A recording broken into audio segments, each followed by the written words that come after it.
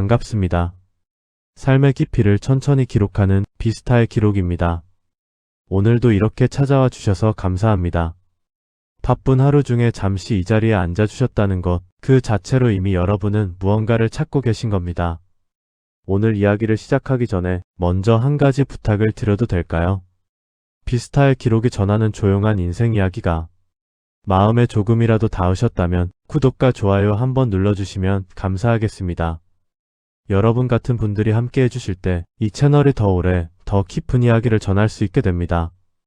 오늘은 이런 질문으로 시작하겠습니다. 여러분, 지금 이 순간 행복하십니까? 아주 거창한 행복을 묻는 게 아닙니다. 오늘 하루 마음이 편안하셨습니까? 누군가의 눈치를 보지 않으셨습니까? 하고 싶은 말을 참지 않으셨습니까? 내가 아닌 다른 누군가를 위해 정작 나 자신은 뒷자리로 밀어두지 않으셨습니까? 살다 보면 우리는 행복이 무언가를 더 얻어야 오는 것이라고 생각합니다. 더 많은 돈, 더 좋은 자식, 더 넉넉한 노후, 더 건강한 몸. 그런데 이상하게도 그것들이 조금씩 합쳐져도 마음이 편안해지지 않는 경우가 있습니다. 오히려 나이가 들수록 마음은 더 복잡해지고 더 무거워지고 더 외로워집니다. 왜 그럴까요? 오늘 비스타의 기록은 그 질문의 답을 함께 들여다보려 합니다. 행복해지고 싶다면 무언가를 더 얻으려 하기 전에 반드시 버려야 할 것들이 있습니다. 그리고 그것을 가장 냉정하게 꿰뚫어 본 사람이 있었습니다. 19세기 독일의 철학자 쇼펜하우어입니다. 그는 평생 인간의 고통을 연구했습니다. 왜 인간은 가진 것이 있어도 불행한가? 왜 인간은 채워도 공허한가? 왜 인간은 사랑받고 싶으면서도 상처를 받는가? 그 답을 그는 아주 조용하고 냉정하게 제시했습니다. 오늘 그 이야기를 천천히 함께 들어보시겠습니까? 먼저 한 분의 이야기를 들려드리겠습니다. 경기도 수원에 사시는 69세 이정희 씨입니다. 이정희 씨는 평생을 참고 사셨습니다. 젊어서는 남편을 위해 참았고, 아이들이 어릴 때는 아이들을 위해 참았고, 아이들이 크고 난 뒤에는 며느리 눈치, 사위 눈치를 보며 참았습니다. 동네 모임에서도 항상 먼저 나서서 도왔습니다. 누가 아프다 하면 제일 먼저 달려갔고, 누가 힘들다 하면 본인 형편이 어려워도 도왔습니다. 이정희 씨는 그렇게 사는 게 옳다고 믿었습니다. 사람이 이기적으로 살면 안 된다고. 나이 들수록 덕을 쌓아야 한다고. 베풀고 살면 언젠가 다 돌아온다고. 그렇게 60년을 살았습니다. 그런데 어느 날 이정희 씨가 갑자기 허리 수술을 받게 됐습니다. 급하게 입원을 했습니다. 병원 침대에 누워서 이정희 씨는 처음으로 가만히 생각해 봤습니다. 지금 나한테 연락이 올 사람이 몇 명이나 될까? 첫째 날 큰 아이가 잠깐 들렀다가 갔습니다. 둘째 날 작은 아이는 바쁘다고 전화 한 통 왔습니다. 셋째 날 아무도 오지 않았습니다. 평생 달려가 주던 동네 모임 사람들도 이따금 문자 한 통이 전부였습니다. 이정희 씨는 텅 빈 병실 천장을 바라봤습니다. 그 천장이 그렇게 낯설고 차가울 수가 없었다고 합니다. 배신감이 먼저 올라왔습니다. 그 다음에는 허탈함이 왔습니다. 그리고 그 허탈함이 가라앉고 나서 아주 조용하고 서늘한 질문 하나가 올라왔습니다. 나는 나를 위해 산 날이 며칠이나 됐을까? 이정희 씨의 이야기가 어디선가 익숙하게 느껴지는 분들이 계십니까? 아마 많으실 겁니다. 우리 세대는 그렇게 살도록 배웠습니다. 나를 내세우면 안 된다. 참는 것이 미덕이다. 남을 배려하는 것이 어른답다. 그런데 살다 보면 알게 됩니다. 그 가르침이 반은 맞고 반은 우리를 아주 조용히 소진시켜 왔다는 것을. 쇼펜하우어는 이런 말을 남겼습니다. 인간의 고통 중 가장 큰 부분은 타인의 의견에 지배받는 데서 온다. 처음 들으면 단순한 말처럼 들립니다. 하지만 이 문장을 이정희 씨의 60년과 겹쳐서 읽으면 전혀 다르게 들립니다. 타인의 의견에 지배받는다는 것.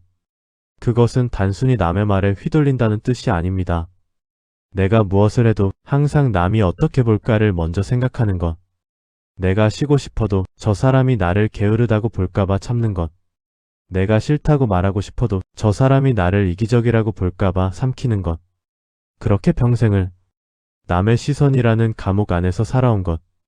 쇼펜하우어는 그것이 인간이 스스로 만드는 가장 정교한 불행이라고 말했습니다. 그리고 이 말이 무서운 이유는 그 감옥이 너무 익숙해서 감옥인 줄도 모르고 산다는 점입니다. 심리학에서도 이 현상을 오래 연구해 왔습니다. 하버드 대학교 심리학 연구팀이 50대 이상 성인 수천 명을 대상으로 조사한 결과 흥미로운 사실이 나왔습니다. 스스로 행복하지 않다고 답한 사람들 중 상당수가 공통적으로 이런 말을 했습니다. 나는 항상 남이 원하는 대로 살았습니다. 반면 나이가 들어서도 삶의 만족도가 높은 사람들은 이런 말을 했습니다. 어느 순간부터 남의 눈보다 내 마음을 먼저 봤습니다. 즉, 행복의 핵심은 더 많이 가지는 것이 아니었습니다. 남의 시선으로부터 얼마나 자유로워졌느냐. 그것이 삶의 만족도를 결정하는 가장 큰 변수 중 하나였습니다. 쉽게 말하면 평생 남에게 잘 보이려고 산 사람은 나이가 들어도 그 습관에서 벗어나지 못합니다. 그리고 그 습관이 만드는 것은 따뜻한 인간관계가 아니라 끝없는 피로감과 공허함입니다. 여러분, 한 가지 물어봐도 될까요?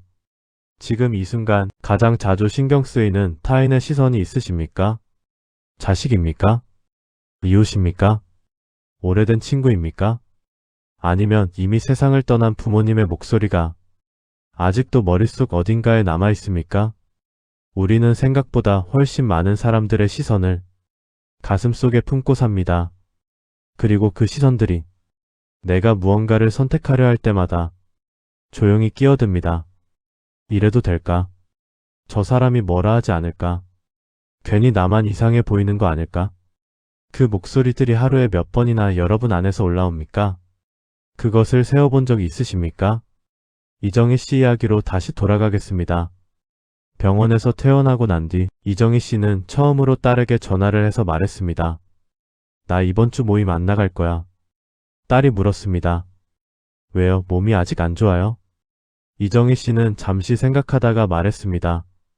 아니, 그냥 가기 싫어서. 그 짧은 한마디를 하는데 69년이 걸렸습니다. 이정희 씨는 전화를 끊고 나서 한참 동안 아무것도 하지 않고 앉아 있었다고 합니다.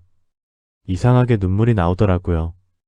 기쁜 것도 아니고 슬픈 것도 아니고 그냥 뭔가가 조금 풀린 것 같은 느낌.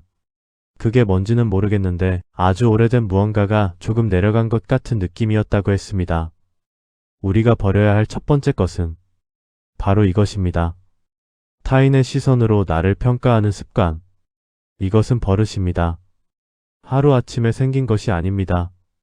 어려서부터 칭찬받고 싶어서 시작됐고 어른이 되어서는 인정받고 싶어서 이어졌고 나이가 들어서는 그냥 살아온 방식이 되어버렸습니다. 쇼펜하우어는 이것을 명예욕이라는 말로 설명했습니다. 그런데 그는 명예욕을 단순히 욕심이라고 부르지 않았습니다. 그는 명예욕이 인간이 가진 가장 뿌리 깊은 불안에서 온다고 했습니다. 내가 타인에게 어떻게 보이느냐가 내 존재의 가치를 결정한다는 믿음.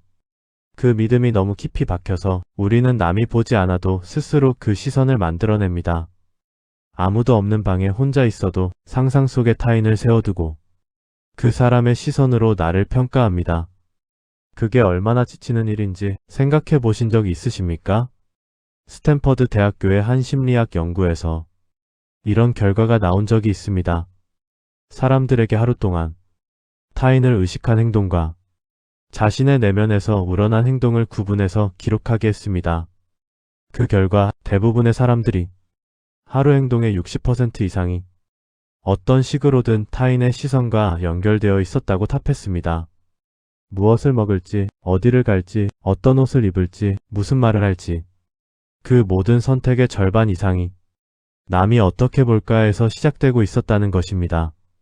쉽게 말하면 우리는 하루의 절반 이상을 나로 사는 게 아니라 남의 시선 속에 나로 살고 있다는 뜻입니다. 나이가 들어도 이 패턴은 쉽게 바뀌지 않습니다. 오히려 오래 살수록 더 굳어지는 경우가 많습니다. 이것이 쇼펜하우어가 말한 인간의 고통 중 가장 질긴 뿌리입니다. 두 번째로 버려야 할 것이 있습니다. 기대입니다. 여기서 말하는 기대는 단순한 바람이 아닙니다. 내가 이만큼 했으니 상대도 이만큼 해줄 것이라는 일종의 심리적 계약입니다. 우리는 이것을 의식하지 못한 채로 매일 맺고 삽니다. 내가 이렇게 잘해줬으니 자식은 당연히 감사할 것이다. 내가 이렇게 참아줬으니 남편은 알아줄 것이다.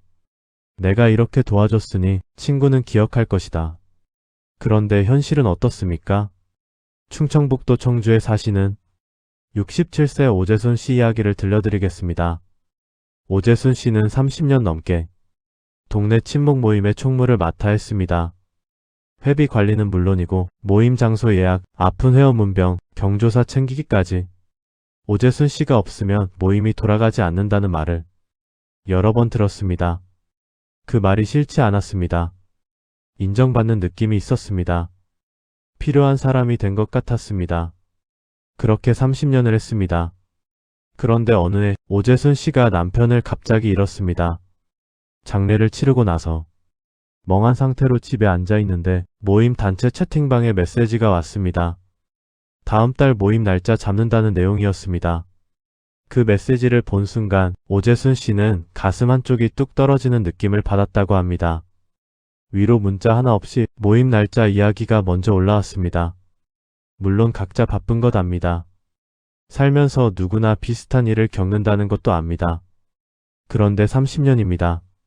30년을 함께한 사람들인데 내가 가장 힘든 그 시간에 이 사람들은 어디에 있는가? 오재순 씨는 그날 이후로 모임에 나가지 않았습니다. 섭섭해서가 아니었습니다. 아니, 처음에는 섭섭했습니다. 하지만 시간이 지나면서 다른 감정이 올라왔습니다. 내가 30년 동안 무엇을 기대하며 그 자리를 지킨 것인가? 인정? 감사? 소속감? 그 기대가 결국 자신을 30년 동안 그 자리에 붙들어 두었던 것은 아닌가? 쇼펜하우어는 이렇게 말했습니다. 기대는 모든 슬픔의 어머니라. 이 말이 너무 냉정하게 들릴 수 있습니다. 기대 없이 어떻게 사냐고 하실 수도 있습니다. 맞습니다. 기대 자체가 나쁜 게 아닙니다. 문제는 그 기대를 상대방도 알고 있다고 착각할 때입니다. 나는 이만큼 했으니 상대도 알겠지. 나는 이 정도 마음을 쏟았으니 상대도 느끼겠지. 그런데 상대방은 모릅니다. 아니, 알더라도 내가 기대하는 방식으로 돌려줄 수 없는 사람일 수 있습니다. 그것이 배신이 아닙니다. 그냥 사람은 원래 그런 겁니다. 그런데 우리는 그 사실을 인정하는데 아주 오랜 시간이 걸립니다. 인정하고 싶지 않으니까요. 내가 쏟은 30년이 아까우니까요. 코넬 대학교 심리학 연구팀이 진행한 연구가 있습니다. 사람들이 관계에서 가장 많은 상처를 받는 순간이 언제인지를 조사했습니다. 결과는 예상과 조금 달랐습니다. 가장 큰 상처는 상대방이 나쁜 짓을 했을 때가 아니었습니다. 상대방이 내 기대만큼 반응하지 않았을 때, 그 실망의 크기가 실제 관계의 크기보다 훨씬 클 때, 그때 사람들은 가장 깊은 상처를 받았습니다. 즉, 상처는 상대방이 주는 게 아닙니다. 내가 가진 기대의 크기가 상처의 크기를 결정합니다. 쉽게 말하면 내가 기대를 크게 가질수록 실망도 크고 상처도 깊습니다. 그리고 그 기대가 클수록 나는 항상 누군가에게 실망할 준비가 된 상태로 살게 됩니다. 이것이 행복을 막는 두 번째 뿌리입니다. 여러분, 지금 관계 중에 무언가를 기대하고 계신 분이 있으십니까? 오래 참아왔는데 상대는 모르는 것 같은 관계, 내가 이만큼 했는데 아무 반응이 없는 관계, 그 관계에서 지금 어떤 감정을 느끼고 계십니까? 섭섭함입니까? 억울함입니까? 아니면 이미 체념했습니까? 체념도 사실은 기대가 꺾인 자리에서 옵니다. 기대가 없었다면 체념도 없습니다. 오재순 씨는 지금 어떻게 지내실까요? 모임을 나가지 않은 지 2년이 넘었습니다. 처음 몇 달은 어색했습니다. 전화도 가끔 오고 나오라는 연락도 왔습니다. 하지만 오재순 씨는 조용히 거절했습니다. 그리고 그 시간에 전에는 한 번도 해보지 않았던 것을 했습니다. 혼자 도서관을 갔습니다. 책을 읽었습니다. 산책을 했습니다. 좋아하는 텔레비전 프로그램을 마음 편히 봤습니다. 그러다 어느 날 이런 생각이 들었다고 합니다. 이게 이렇게 편한 거였구나. 아무도 눈치 안 봐도 되고 아무것도 챙기지 않아도 되고 그냥 나 하고 싶은 대로 있어도 되는 이 시간이 이게 이렇게 좋은 거였구나. 왜 나는 이걸 30년 동안 못했을까? 이것이 세 번째로 버려야 할 것과 이어집니다. 바로 관계를 유지하기 위한 소비입니다. 이 말이 좀 낯설게 들릴 수 있습니다. 여기서 소비는 돈만을 말하는 게 아닙니다. 시간, 감정, 에너지, 건강. 이 모든 것을 관계를 잃을까봐 또는 인정받고 싶어서 무리하게 쏟아붓는 것. 그것이 관계를 위한 소비입니다. 우리 세대, 특히 60대 이상 분들은 이 소비에 정말 많은 것을 쏟아왔습니다. 명절마다 몸이 부서져라 음식을 했습니다. 자식들 뒷바라지에 노후 자금을 썼습니다. 동네 모임에서 인정받으려고 처지보다 많이 냈습니다. 아프면서도 남일에 달려갔습니다. 왜 그랬습니까? 관계가 끊길까봐, 혼자 남을까봐, 이기적이라는 말 들을까봐. 쇼펜하우어는 이것을 이렇게 표현했습니다. 인간은 고독을 두려워한 나머지 자신을 갉아먹는 관계를 선택한다. 이 말이 너무 맵게 느껴지시는 분이 계실 겁니다. 내가 쏟아온 관계들이 나를 갉아먹는 것이었다고요? 아니, 그런 말이 아닙니다. 쇼펜하우어가 말한 것은 관계 그 자체가 나쁘다는 게 아닙니다. 고독이 두려워서, 혼자가 될 것이 무서워서 그 공포 때문에 내가 감당할 수 없는 관계까지 유지하려 할 때, 그때 우리는 관계를 위해 사는 게 아니라 공포로부터 도망치기 위해 사는 것이 된다는 뜻입니다. 이것은 심리학에서도 중요하게 다루는 개념입니다. 예일대학교 연구팀이 노년층의 고독감을 연구한 결과 놀라운 사실이 나왔습니다. 혼자 사는 노인보다 사람들과 자주 어울리는 노인 중에서도 고독감을 느끼는 비율이 상당히 높았습니다. 즉, 혼자 있다고 외로운 게 아니라는 뜻입니다. 사람들 사이에 있어도 정작 나 자신과 연결되어 있지 않으면 사람은 외롭습니다. 진짜 외로움은 혼자 있을 때 오는 게 아닙니다. 관계 속에서 나를 잃어버렸을 때 옵니다. 쉽게 말하면 사람들과 많이 어울려도 그 안에서 내가 없으면 우리는 더 외롭습니다. 오히려 혼자 있어도 나 자신과 편안한 사람은 그렇게 쉽게 외롭지 않습니다. 이것이 쇼펜하우어 철학의 핵심이었습니다. 그렇다면 어떻게 해야 하는가? 관계를 끊으라는 말이 아닙니다. 혼자 살라는 말도 아닙니다. 지금부터 말씀드릴 것은 아주 작은 변화입니다. 하지만 그 작은 변화가 삶의 무게를 꽤 다르게 만들 수 있습니다. 첫 번째입니다. 오늘 하루 중에 남의 시선을 의식해서 한 행동이 무엇인지 딱 하나만 떠올려 보십시오. 모임에 가기 싫었는데 눈치 보여서 간 것. 하고 싶은 말이 있었는데 참은 것. 먹고 싶지 않은 음식을 먹은 것. 그 행동을 기억하시고 내일 한 번만 다르게 해보십시오. 대단한 거창한 변화가 아닙니다. 그냥 아주 작은 것 하나. 그걸로 충분합니다. 두 번째입니다. 지금 관계 중에서 내가 기대를 가장 많이 품고 있는 사람이 누구인지 떠올려 보십시오. 그리고 조용히 이 질문을 해보십시오. 이 사람이 내 기대를 실제로 알고 있는가? 알고 있다면 그 기대를 직접 말로 표현한 적이 있는가? 아니면 그냥 알아주길 바라며 기다려온 것인가? 기대를 버리는 것은 관계를 포기하는 게 아닙니다. 기대를 솔직히 표현하는 것 또는 기대 없이 그냥 내가 하고 싶어서 하는 것. 이 두 가지가 기대로부터 자유로워지는 방법입니다. 세 번째입니다. 일주일에 한 번 아무도 없이 혼자 보내는 시간을 만들어 보십시오. 산책도 좋고 책도 좋고 그냥 창밖을 보는 것도 좋습니다. 그 시간 동안 아무도 챙기지 않아도 됩니다. 아무것도 하지 않아도 됩니다. 그냥 나 혼자 있어도 됩니다. 처음에는 어색할 수 있습니다. 뭔가 해야 할 것 같은 느낌, 누군가에게 연락해야 할 것 같은 느낌. 그 느낌이 사그라드는 것을 조용히 기다려 보십시오. 그 고요한 자리에서 어쩌면 오랫동안 잊고 있었던 내가 조금씩 나타날 수 있습니다. 쇼펜하우어는 완전히 냉정한 철학자처럼 알려져 있습니다. 인간관계를 부정했고, 기대를 버리라 했고, 고독을 권했습니다. 그래서 어떤 분들은 그를 냉소적인 사람으로 봅니다. 하지만 저는 그를 조금 다르게 읽습니다. 그는 인간이 얼마나 쉽게 상처받는 존재인지를 알았습니다.